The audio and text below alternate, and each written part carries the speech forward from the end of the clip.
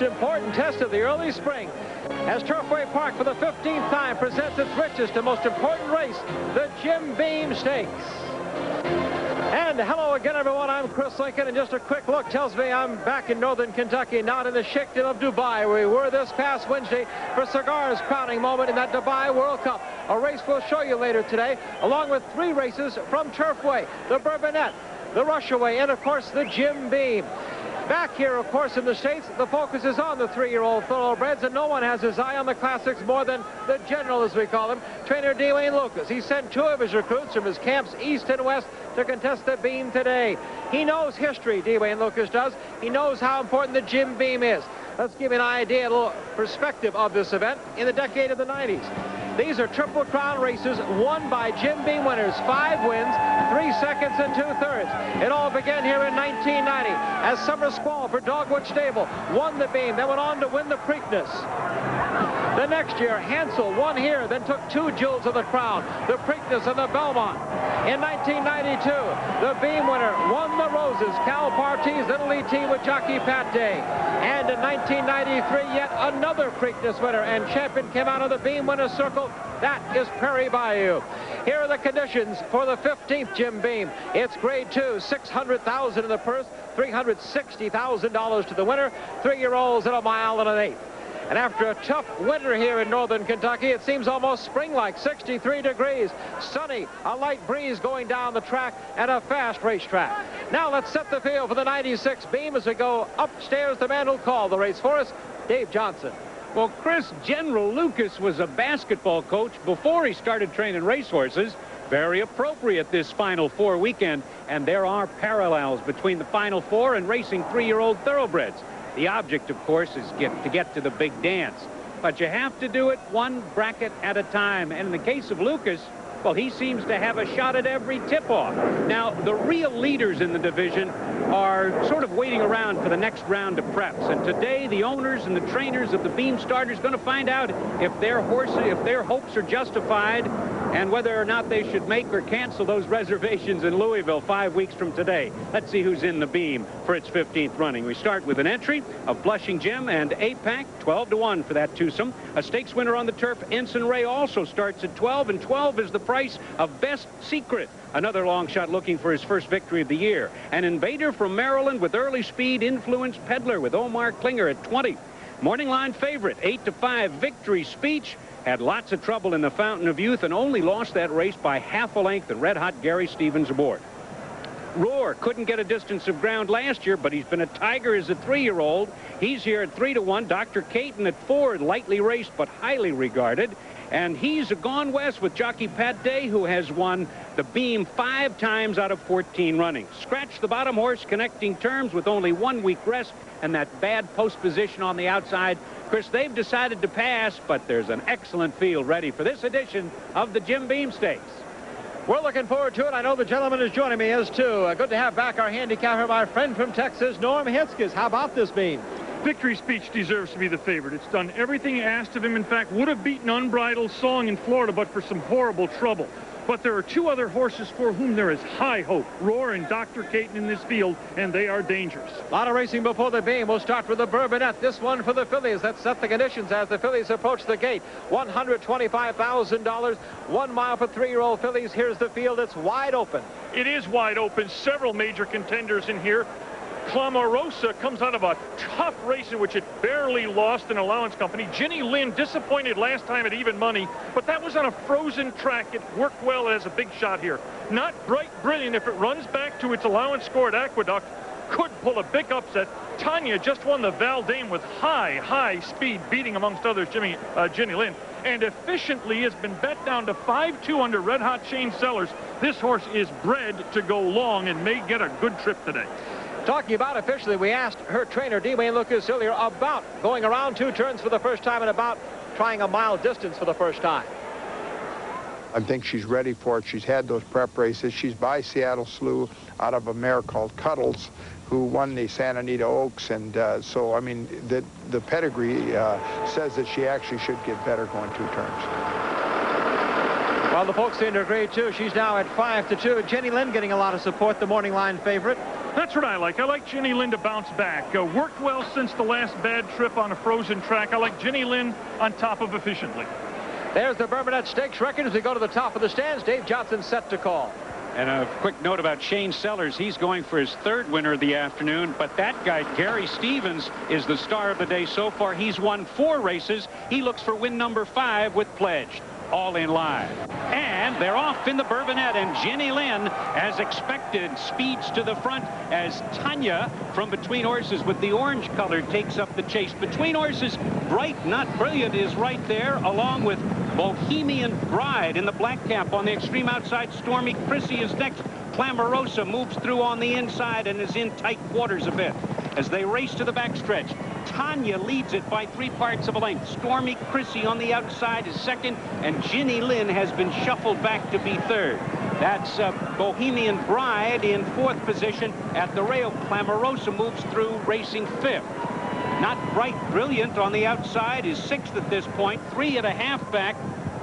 That's Lost River Lady on the extreme outside. Efficiently is racing 7th, about 6 off the lead right now. Then comes Honeybird, followed at the rail by Bride-E-O, and the 2 trailers Pledged with Gary Stevens. Will You Love Me Tomorrow with Craig Perret at the back of the pack. As the dozen move around the far turn, Between Horses, it's Tanya holding on to that lead by only a head, but on the inside, here comes Clamorosa with Jerry Bailey to challenge, and Stormy Chrissy and Mike Smith on the outside. World-class riders across the track. As they straighten away in the lane, Clamorosa on the inside cuts the corner and has the lead by 3 parts of a length. On the outside, here comes Ginny Lynn back into contention, and down the stretch they come in the Bourbonnais. On the rail, Clamorosa on the outside. Ginny Lynn in deep, deep stretch. Clamorosa digging deep and holding on to win it by 2 lengths. Ginny Lynn was second, and Pledged was up to be third. Final time, 1 minute and 37 seconds. That was Jeff Sullivan's Clamorosa, trained by Elliott Walden, ridden by the cigar mate Jerry Bailey. Clamorosa coming in from Florida, just beating a nose in her last allowance race, won in a claiming 25,000 race, and now into stakes company. That's why Jerry Bailey wins races, because he gives his animals perfect trips. Clamorosa got all the way around on the wood, got inside the speed, and is gone. Clamorosa, unofficial winner of the Bourbonnais. We're underway with a big afternoon of racing from Turfway Park on Jim Beam Day, 1996.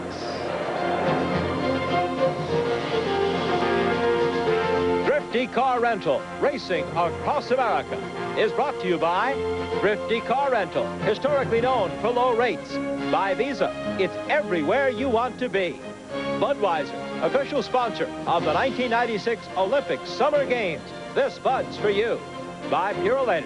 To protect your engine, remember, pure oil now, pure oil later. Purolator. And by Wittenauer Watches, the perfect balance of hand craftsmanship and advanced technology. Wittenauer, the watchmaker's watch. Look at the throng of people here on Jim Beam Day. They may have a record on a beautiful afternoon here. As we welcome you back, our first race has been completed. The Bourbonnais unofficial winner, Clamorosa. There you see, heading back to the barn after a fine effort by this daughter of Seattle dancer, a ship in from Florida, trained by Elliott Walden, ridden by the Hall of Famer Jerry Bailey. And let's make this race official for you now. Clamorosa, the winner of the $125,000 Bourbonnais, and what a nice return, 1286, 40 and 5. Ginny Lynn, the race favorite, gets the place at 483.40, and make Pledge the show horse at 760, the exacta 62.60. This track has been blazing fast all afternoon. Let's check our Wittenauer split times. There you see, a quarter in 23, 46 and 3 for the half, 111 and 3, and 137 for the 1 mile here. And Dave, let's take another look at this Bourbonnais.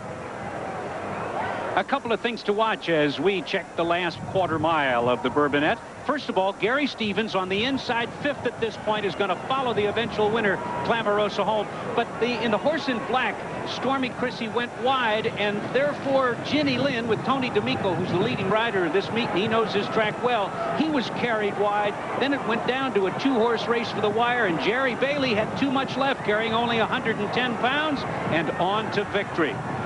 On the outside, Ginny Lynn gets the place spot. Gary Stevens didn't get his 5th winner, but he finished 3rd with Pledged. Norm? Thank you, Dave. The trainer is Elliott Walding. Congratulations. Thank you. She ran a big race, and Jerry rode a big race, and I'm real pleased. This horse was claimed 2 races back, but then you and your ownership bought this horse after its last race? She ran a big race last time, and we felt like she could move up, and she did, and we're very happy. So did you get enough today to cover the cost of Yeah, the... pretty close. Pretty close. Jerry gave you a great ride, didn't he? Just stayed on the fence the whole way, and he was worried about being 3 pounds over before the race, and I said, don't worry about that, you'll make it up, and he did today. So, Elliott, congratulations. Good luck the rest of the way. Thank you very much. That's Elliott Walding. Back to you, Chris. All right, thank you much, Norm. And that is the Bourbonette, the first of our 3 races here from Turfway Park this afternoon on Jim Beam Day. It is always this track's biggest day. Take a look at this crowd. We may have some records falling here this afternoon. And joining me now, 2 of the men who make things happen here. Starting with the first, this is Mr. Barry Barish. This is Mr. Jim Beam, CEO of the Jim Beam Brands. Barry, this event gets bigger and bigger. Congratulations on a new 3-year contract here with Turfway. Thank you, Chris. Yeah, we extended the contract for 3 years, so we'll be here at least through 1998, and it's really great. It's wonderful. You've extended this much far further along than certainly than this tri-state area. It's gone national. It's gone national, and this year we brought in the whole United States. We had a sweepstakes. 100,000 people, consumers, entered this contest. We drew 9 names. We picked the winners last night, and the winner of the race, the Jim Beam race, the person that drew that horse wins $20,000 today. Second place, second horse gets $10,000, and third place gets $5,000. And we think that's great because we got the entire country involved in this Jim Beam race today. You saw John Forsythe drawing there, and the people who were smiling because they drew Victory Speech, the race favorite. Well, Barry, let's bring in our host here from Turfway Park. Here is the co-owner, the CEO of Turfway, Jerry Carroll. Again, this event gets bigger and bigger, Jerry. I don't know how much bigger it can get. We got to build onto this track if we're going to get any bigger, but it's great today. Oh, of course, a great party last night, the President's Party, and the celebrities, the stars were really out. Oh, they certainly were. You get a chance to see some of it here, and what a great evening. Linda Evans, and, you know, we had Wayne Newton, as you see right there. He did a great job. Sid Caesar was there doing a great story, and you know, just to get these people, they love racing. Linda Evans was terrific. Kenny Rogers, what a draw he was, and a beautiful girlfriend, by the way. Had a great band, and me. Yeah. Chuck Norris here, too, presented at the Bourbonette. Chuck was here, and I mean, you know, we could go on because the stars were out, and but they love racing, and it's good for racing, and they want to be part of racing. Especially John Forsythe did a marvelous job emceeing the deal. These 2 men are great for racing, too. Jerry Carroll, Barry Barish, we want to thank them. We have more racing to talk about here. Norm Hitzges with a Rushaway recap.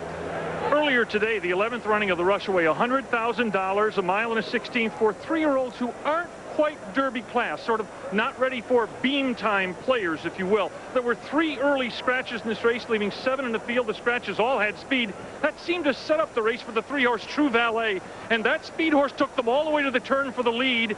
Then it gave way, and on the outside, here comes Pugnacious. That's Shane Sellers in the black and yellow blocks. This is the son of Sonny's Halo, trained by David Cross, who trained Sonny's Halo to the '83 Derby win. This horse has been beaten by some stout company in California. This is its 3rd win out of 6.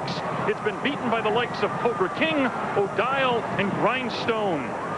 Pugnacious wins it, and the crowd liked it. Sent it off at 2-1. The co-favorite Larapin, in just its 2nd race ever, gets up for 2nd. Wavering Warrior 3rd, and True Valet fades to 4th. Chris. Well, coming up, we'll have, of course, our Dubai World Cup wire-to-wire, and then the big event here, the Jim Beam Stakes. And we were trying to get some celebrities involved in our Jim Beam telecast today, so we visited with them about some of their predictions. First, starting with Dr. Harry Hamlin with a little unusual way of handicapping. You know, I go a lot on statistics, you know, but when it comes to a big race like this, I really go on intuition. And I once owned a hermit crab whose name was Roar. So I knew there was some reason why that hermit crab was in my life, and today I finally found out that reason. So my money's on Roar, the horse, not the hermit crab. But there you go, ladies and gentlemen, Roar. Here come the stars of the Jim Beam as they come down the track, getting ready to head to the paddock. And a reminder, on ESPN, we will have tomorrow live coverage of the NCAA Women's Basketball Championship on the Charlotte Coliseum, 6:30 Eastern. It's an all-Southeast Conference affair. The matchup, the Lady Vols of Tennessee against Georgia. That's tomorrow live at 6:30. Dwayne Lucas's group starting to arrive. The famed white bridle there, marking the one of the top horses in our race. You know, we just returned from Dubai and that triumphant American sweep with the $4 million Dubai World Cup. It was an event worth seeing again. There are really two Dubais. The timeless one of a desert sheikhdom, and the new Dubai that since 1971 has turned itself into one of the richest and most important nations in the Middle East. They wanted this inaugural Dubai World Cup to be a showcase for them, and it was all that. And they wanted to assemble the greatest international field of runners against America's Horse of the Year, Cigar, to crown a world champion over the 1.25-mile sand track of Nad Al Shiba. That's it. Under orders, and they race away, and Damewin was fast astride. That gets the early call. Throw on the inside. Running fast is the carrier. Spot the white blinkers, and the carrier takes them on. At this stage, Cigar posted down in about the 6th or 7th slot midfield. Out wide is Needle Gun, and towards the back, Soul of the Matter, and Pentire is racing very wide on the track. They go through the first quarter mile at a breakneck pace and through on the field of 11 included 4 from the Maktoum family's Godolphin team of the United Arab Emirates, 3 from America, Cigar, Soul of the Matter, and Le Carrière, 2 from England, and 1 each from Japan and Australia. The 11 had combined for 81 victories and earnings of over $15.7 million. Advantage of the one draw has the edge. The yellow sleeves, the white blinkers is Le Carrière. The blue sleeves is Tamayer. Then Cigar, the star sleeve jacket on the outside. And look at that horse travel. Pentire sitting wide on the pack. Halling's in behind them, so too Needle Gun. Tamayer's is well placed. And they've gone past the halfway stage, and Cigar has come through to shade for the lead with Damewin and Le Carrière 1, 2, and 3. Sayonara to the Japanese, the yellow sleeves, the inside. White blinkers, it's Le Carrière leading. Here comes Cigar, they're past the halfway stage. Damewin's got the split between the pack. Got it, getting them covered is Pentire making ground the outside. Then comes Halling in virtually an all-white jacket as they come to the top of the home run. And this Cigar is going double as they turn for home with 3 furlongs to go. Le Carrière tries to make a race of it. Cigar, the star sleeve jacket. Yellow slides, here comes Pentire. Damewin can fight no more. Soul of the Matter has made drive stride through. But Cigar goes for home. A quarter of a mile to go. And Cigar has it. But here comes Soul of the Matter on the outside. And Soul of the Matter comes to press for Cigar. America 1 and 2. Pentire back in third. They've got a furlong to go. It's a duel to the line. Soul of the Matter on the outside of Cigar. And Cigar is digging deep. He's never had to fight harder. He's coming back. It's going to be Cigar who's going to take it. Up the line, Cigar by 3 parts. The crowning of Cigar as a world champion, a sweep for America. The U.S. horses 1, 2, 3, and take $3.6 million of the $4 million purse. And 2 of America's greatest jockeys were involved in that dramatic stretch drive. Jerry Bailey, of course, on Cigar in the lead. Chasing him, Gary Stevens, Soul of the Matter. They talked about the stretch drive with us.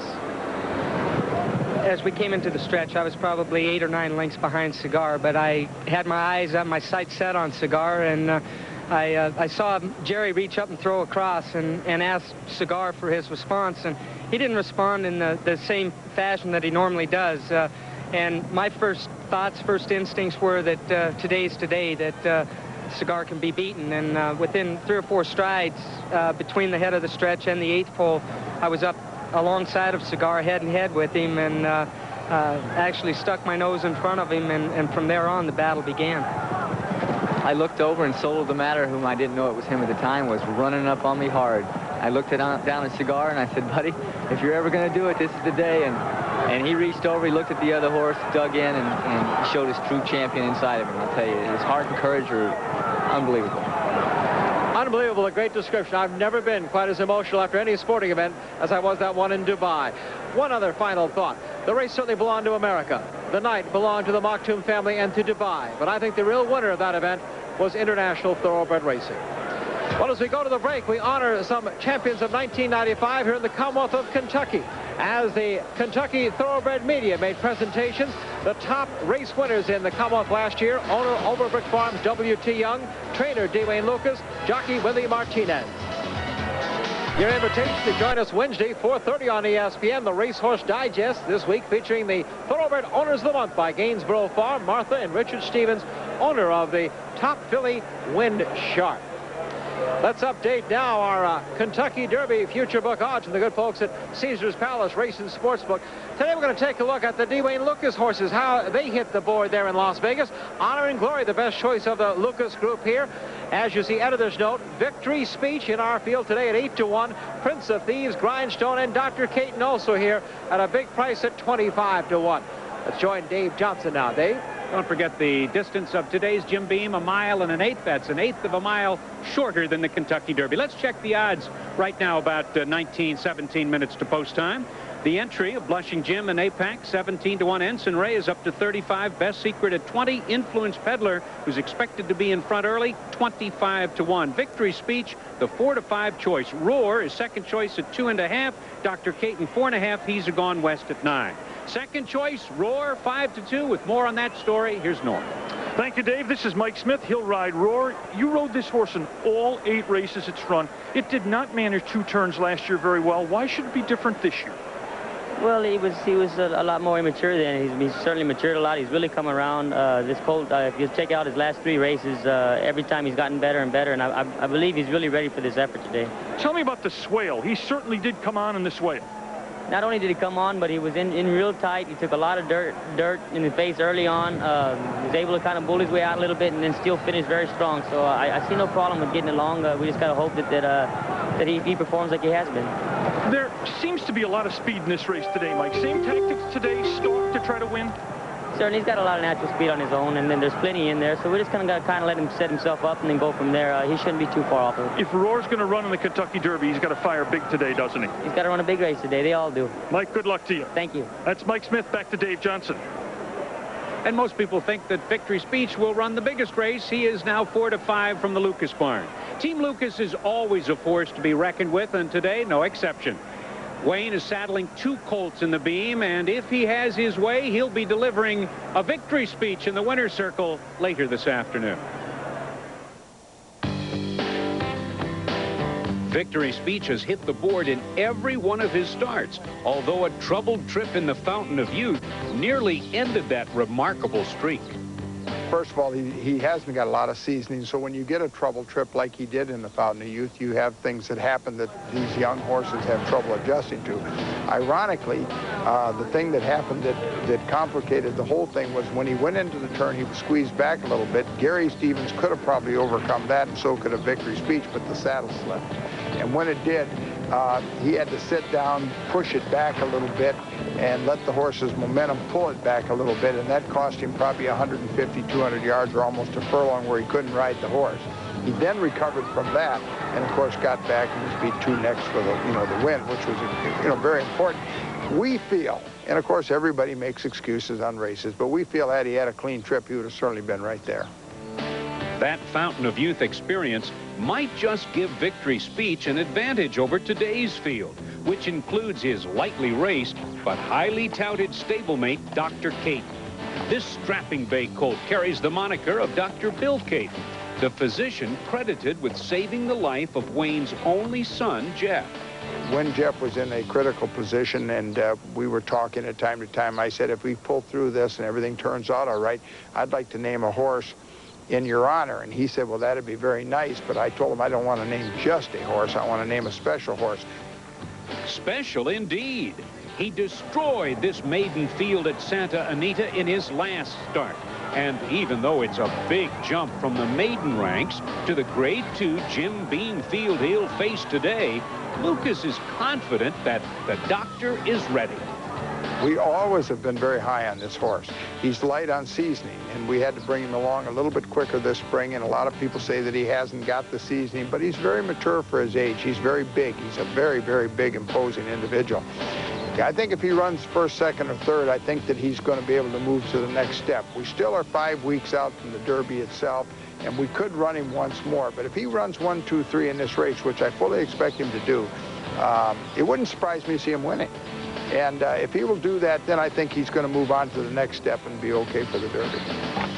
While Lucas is clearly on the road to recapturing the Kentucky Derby, he has good reason for making a pit stop here at Turfway Park. What is it, 340-some thousand to the winner? Wayne always has has a calculator there, and he is the man. There you see Dr. Caton, who he's talked about and likes so much, this Seattle Slew, Colt. Wayne Lucas has won the last 5 Triple Crown races in a row. Mr. Las Vegas, Wayne Newton, who do you like in the Jim Beam? My Jim Beam selection is He's Gone West. And come Sunday morning, He's Gone West.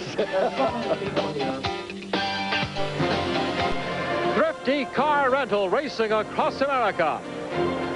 Presented by Visa welcomes you to our 15th running of the Jim Beam Stakes from Turfway. The focus today on trainer D. Wayne Lucas's army of Derby contenders. Today, 2 of his top recruits, Victory Speech and Dr. Caton, are here as Team Lucas goes for its 3rd win in the Beam, its 2nd in a row. And remind you to keep up with all the Final 4 activity. You won't miss a thing. Sports Center is coming up next.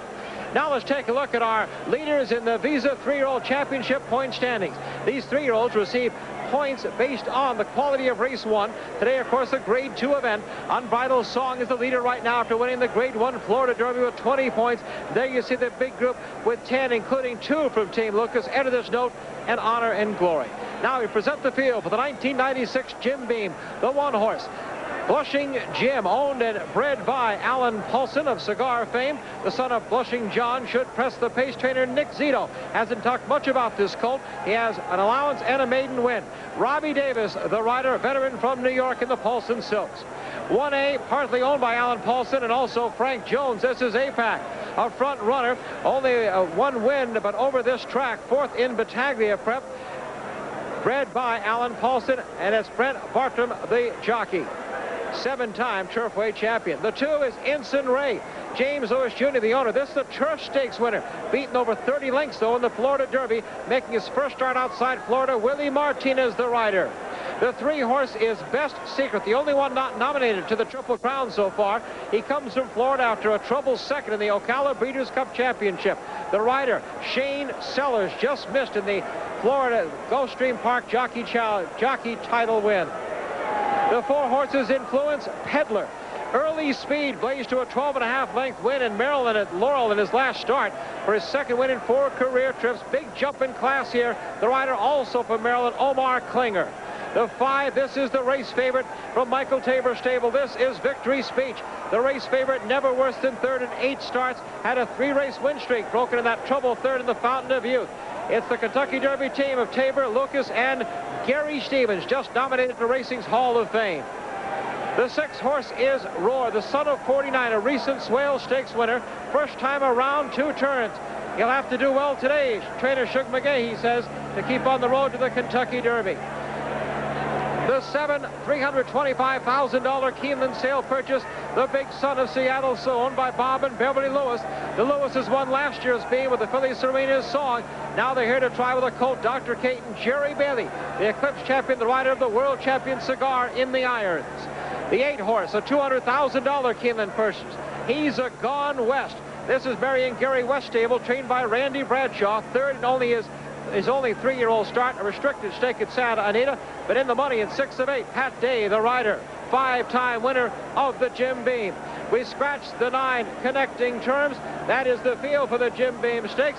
But let's get a much lovelier opinion on who the winner will be.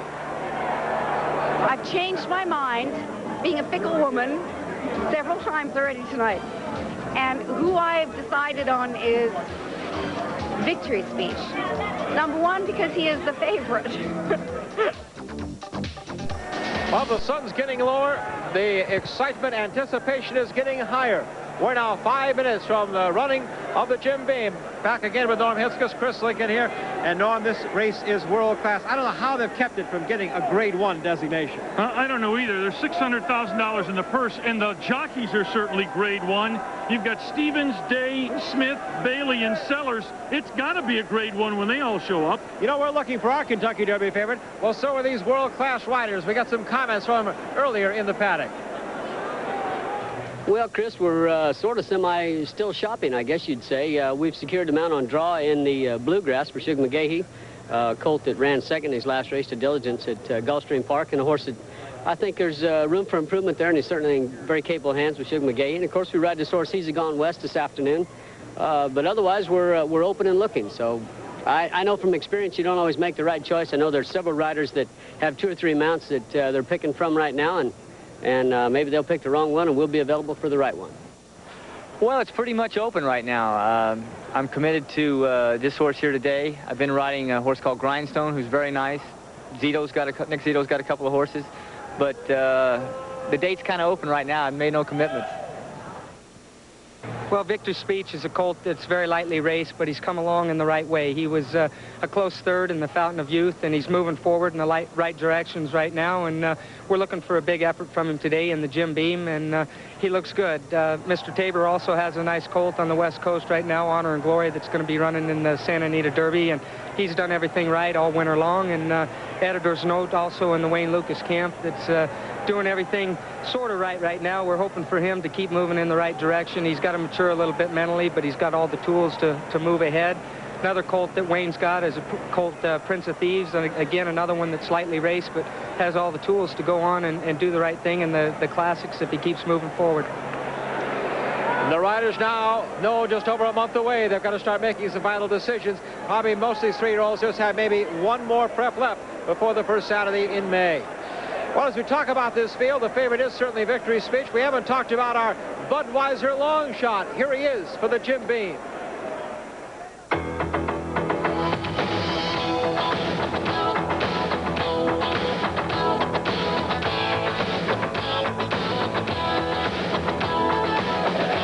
Today's Bud Longshot is a secret. In fact, he's number 3 best secret. The son of Fiery Best is just up from Florida, and while he was in the Sunshine State, Best Secret kept company with some of the toughs. His best effort may have been in this Gulfstream Park allowance race, when he battled through the stretch between horses and just missed getting to the winner, Built for Pleasure. You remember Built for Pleasure. His next start was in the Fountain of Youth, where he should have been the Bud Longshot, winning at 143 to 1. Well, we don't expect to get that price on Best Secret today, especially with hot jockey Shane Sellers aboard. Anyway, the secret is out. Best Secret is today's Budweiser Longshot. And Best Secret, the 3, is at 20 to 1, and we found a singer and a gambler who also likes our long shot. Well, you know, I have a very, very strange concept about gambling when I go to horse races, because as a rule, I've never really been lucky at horse races. So I have a whole new theory that I'm planning on using tomorrow, and I'll let you know how it works. I'm betting the 3 horse in every race. So Best Secret would be my bet there. That's my reason. That's my logic, and I'm sticking to it. And if I win, everybody's going to come to me and say, what number are we betting next week? They're at the post for the Jim Beam. Norm, your thought on the race? Hate to give you chalk, but I think Victory's Speech deserves being 4 to 5 at this point. I like the son of Seattle Slew, Dr. Caton, as they're having a little trouble loading Best Secret. Our Bud Longshot, come on. Our Bud Longshot doesn't want any part of this right now. You know, Dr. Caton looked good in the paddock for a while, Chris, and then seemed to get a little sweaty and late in the paddock. 146 and 3 is the standard. Well, Dave, they're behind the gate. They're still trying to work the Bud Longshot in. Let's go upstairs to Dave Johnson. And Dr. Caton is in line. Just a couple more to move in. I agree with Norm. Victory's Speech looks very, very good in here. But the Bud Longshot might be there in the money. The last horse, He's Gone West, moves into line. All set. Jim Beam. And they're off. Roar away quickly on the outside 8-pack toward the inside Blushing Jim, and Victory's Speech between horses. As they passes for the first time, nobody wants the lead. Blushing Jim takes it by a head.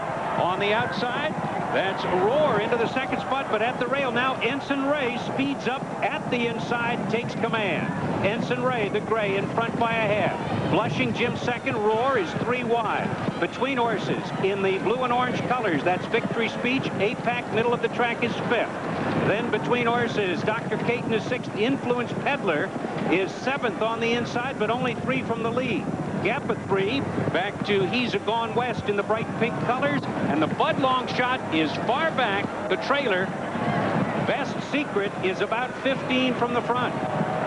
Ensign Ray leads it 3 parts of a length. Now by a length. On the outside, Roar is second. At the rail, Gary Stevens has moved Victory Speech into 3rd position and now is going to the leader. Around the turn, Ensign Ray leads it by half a length. Victory Speech on the inside. Now Mike Smith puts Roar in gear, and Roar responds. Roar up on the outside to challenge. Ensign Ray still has the lead by a head. Roar on the outside running a big one right there and challenging. Those 2 heads apart. Victory Speech is not firing on the front 2 with a 1/4 mile to go. It's 4 back, and APAC is racing in 4th position. Blushing Jim is 5th as they straighten away in the lane. Roar on the outside, roars up and takes command. Ensign Ray on the inside, hanging tough in the 2nd spot. 4 back to Victory Speech 3rd, and down the stretch they come. Roar with Mike Smith in front, gonna win the beam by a length and 3/4. Ensign Ray 2nd, and the favorite Victory Speech was 3rd. Roar comes through today, runs a big one around 2 turns, victorious, and they have to be thinking roses at the barn of Shug McGahee. Well, that was a question that Shug McGahee had when he came here, and he made it very plain, Norm. He had to have a positive answer from his colt to think about Churchill Downs. I'd say, Louisville, get ready. Roar's on its way. Well, they said last year that they were just mystified why this horse didn't run better around 2 turns last year, but during the winter he matured, he filled out. He seemed to step way forward in the swale. He was a little closer than Mike Smith, I think, anticipated he would be at the beginning.